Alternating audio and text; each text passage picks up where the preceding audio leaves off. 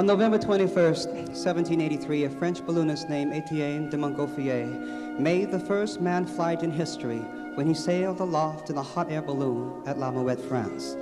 The balloon sailed over Paris for 25 minutes and traveled 5½ miles. This epical flight fulfilled mankind's desire as old as the myth of Icarus to become airborne. But it was also something more than a fulfillment of a dream. Montgolfier's achievement was a concrete demonstration of the power of technological know-how when coupled with the yearning of the human spirit. With every advance, our imagination and knowledge have leaped forward, from the Montgolfier brothers to the Wright brothers, to the moonwalks and the space shuttle. In the 200 years since that first flight, man's quest to understand the unknown has resulted in our ability to fly higher, faster, safer, and farther. We race the sun as we move from continent to continent in a matter of hours. We have flown 250,000 miles to explore the surface of the moon. And with this unprecedented triumph of the spirit and technology, changed forever our view of the earth. She is a delicate blue jewel in the darkness of space. These words are from President Reagan's proclamation declaring 1983 the bicentennial of air and space flight.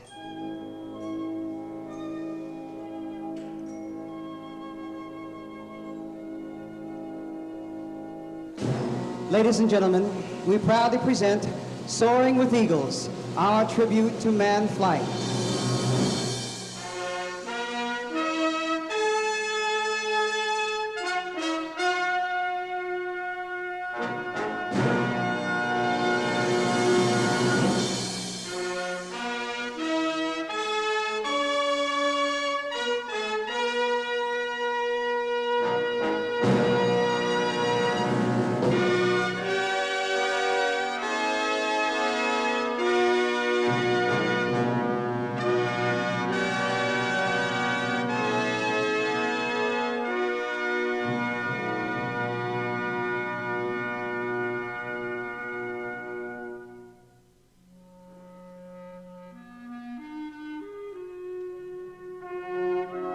Yes, man's first recorded flight was made in a balloon built by the Montgolfier brothers in France.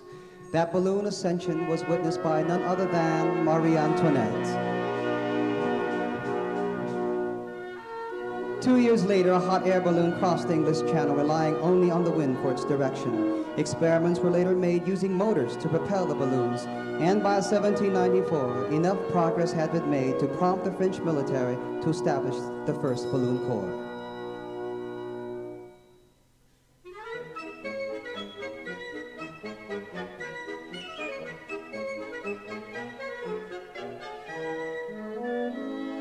While Americans were rushing to California for gold in 1849, the first successful glider flight was accomplished in France, carrying a 10-year-old boy.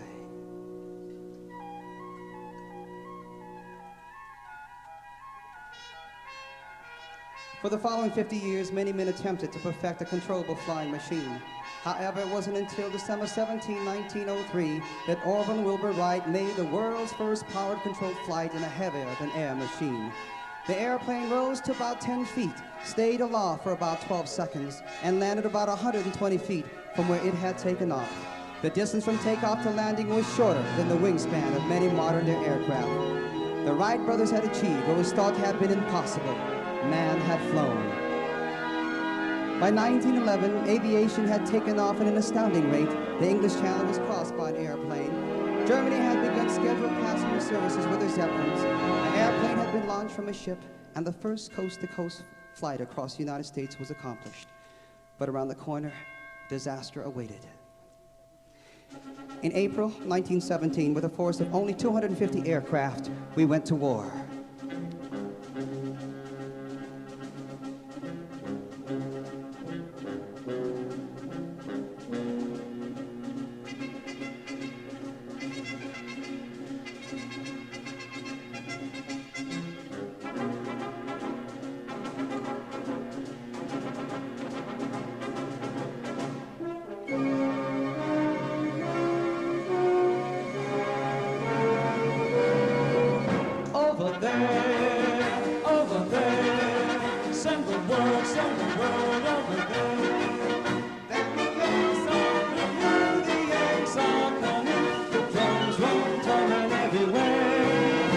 prepare, say a prayer, send the word to beware. We'll be over, we're coming over, and we won't come back till it's over there. Katie, beautiful Katie, you're the only girl that I know. Over the cowshed, I'll be waiting at the kitchen door.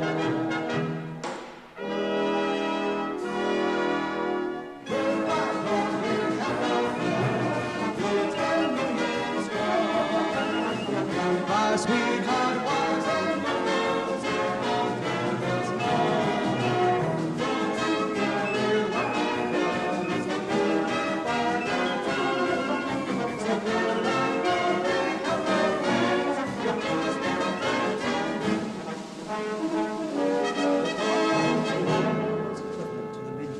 with results far more likely to be fatal.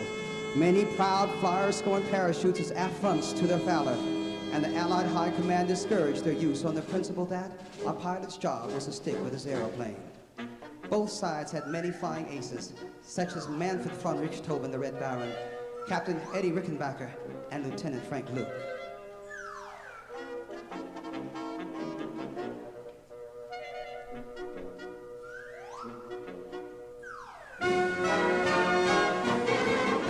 Magnificent men in their flying machines, they go up and up, they go down and down, down. They enchant all the ladies and steal all the scenes with their up and the down and down.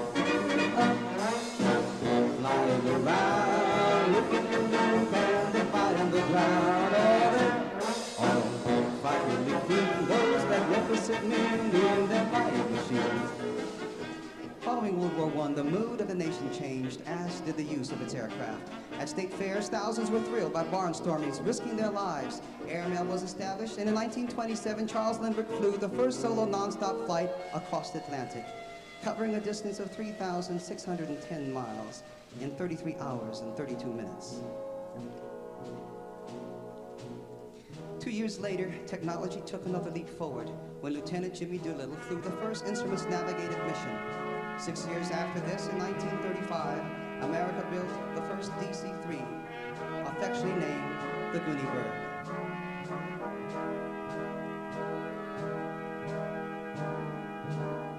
Although flying had not been strictly limited to men, it had certainly been dominated by them. But in 1935, this dominance, if not broken, was definitely altered when Amelia Earhart became the first woman to fly across the Pacific.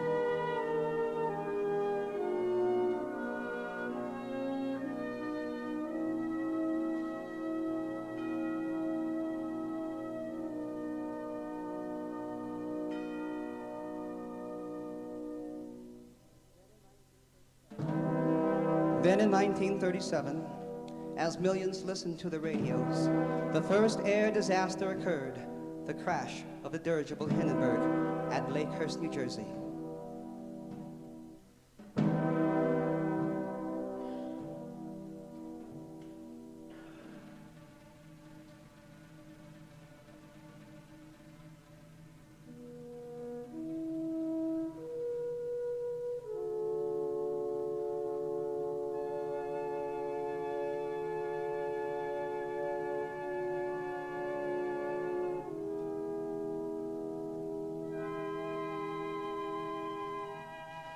Being convinced that air power was necessary, the United States continued to design and test the capabilities of aircraft. Then, December 7, 1941, a day that will live in infamy, the Japanese rained destruction on Pearl Harbor. The United States was again at war.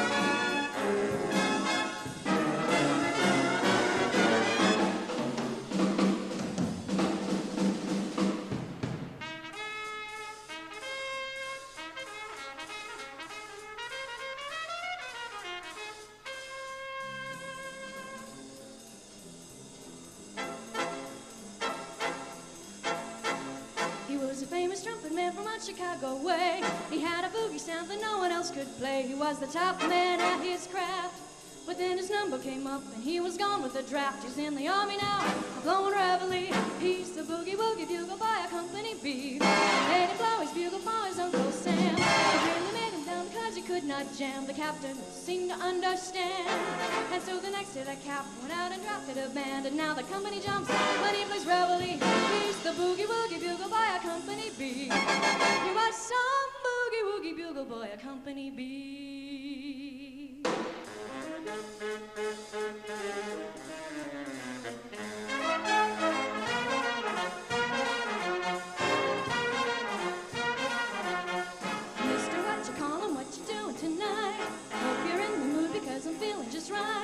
Never felt so happy and so fully alive. Seems the jamming jumping is a powerful jive. Swing-a-row has given me a new attitude. My heart is full of rhythm and I'm in the mood. In the mood. In the mood. In the mood. It didn't take me long to say I'm in the mood now.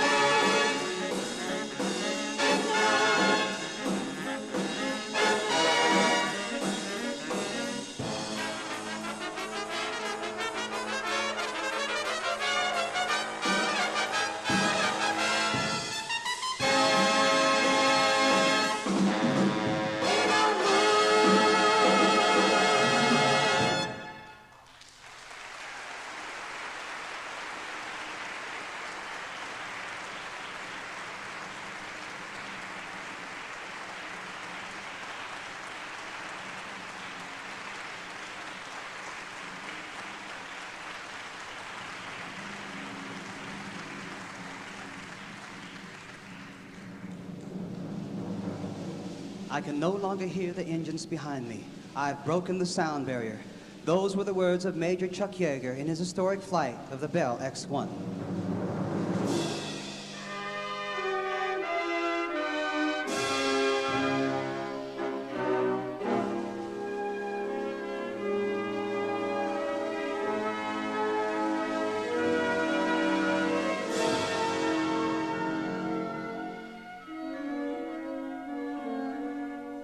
With the advent of supersonic flight came yet another conflict, this time in Korea. America answered with the North American F-100A Super Sabre.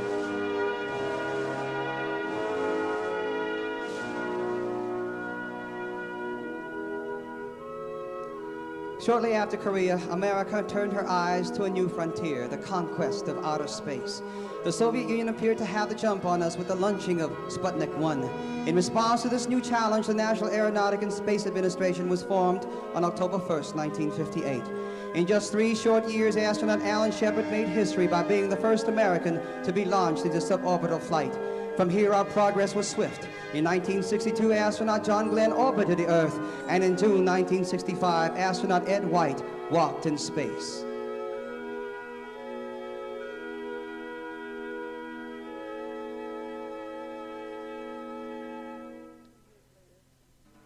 Then, 2 years later, tragedy struck the space program. On June 27, 1967, 3 brave men, astronauts Ed White, Virgil Grissom, and Roger Chaffee, died in a fire during the ground test of a space capsule.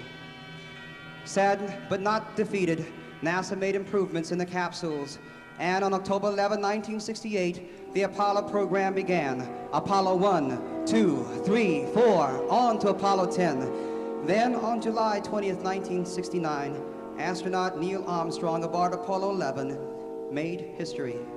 Man set foot on another celestial body.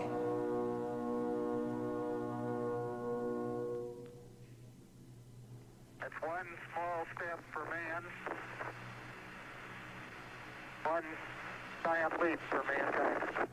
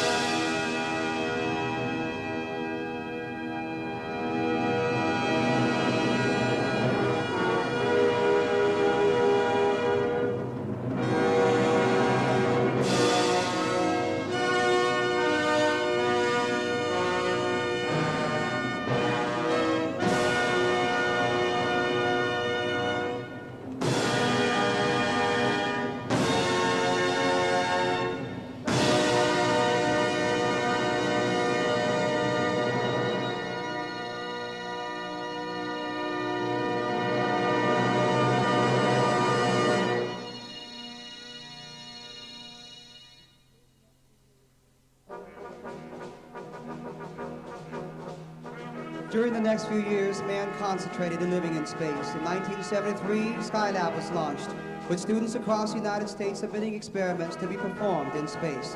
All of America truly had a hand in its success. 8 years later, in 1981, the Space Shuttle was launched, thus bringing in the age of the reusable spacecraft.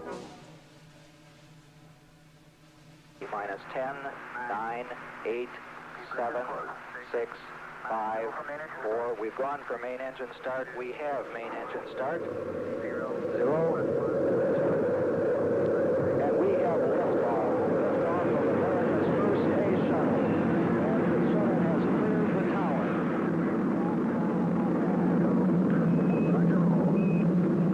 14 seconds. Houston now controlling. Mission control confirms roll maneuver started.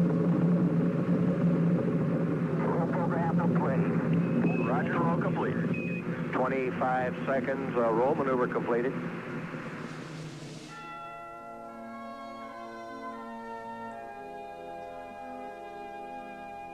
Now, with the first American woman astronaut, Sally Ride, having flown in space, and with astronauts Bruce McCandless and Robert Stewart, having performed the first free flights in space, a whole new frontier has opened up to us. Yes, man had a dream. The dream is now reality. We have soared with the eagles.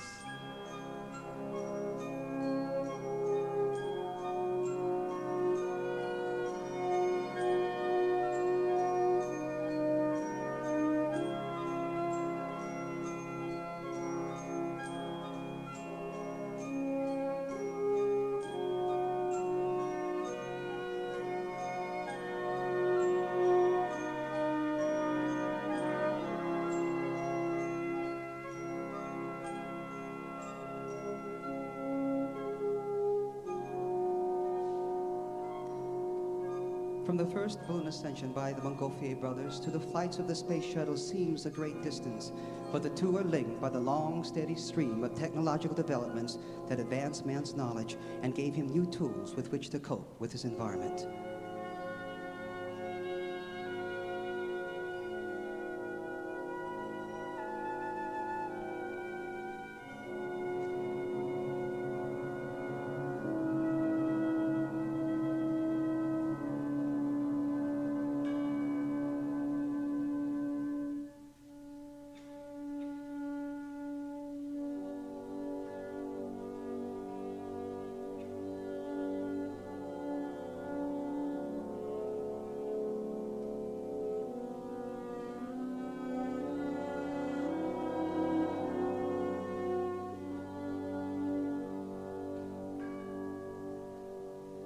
Americans have set the example for pioneering new frontiers in medicine, manufacturing, electronics, communications, and almost every other field, including flight.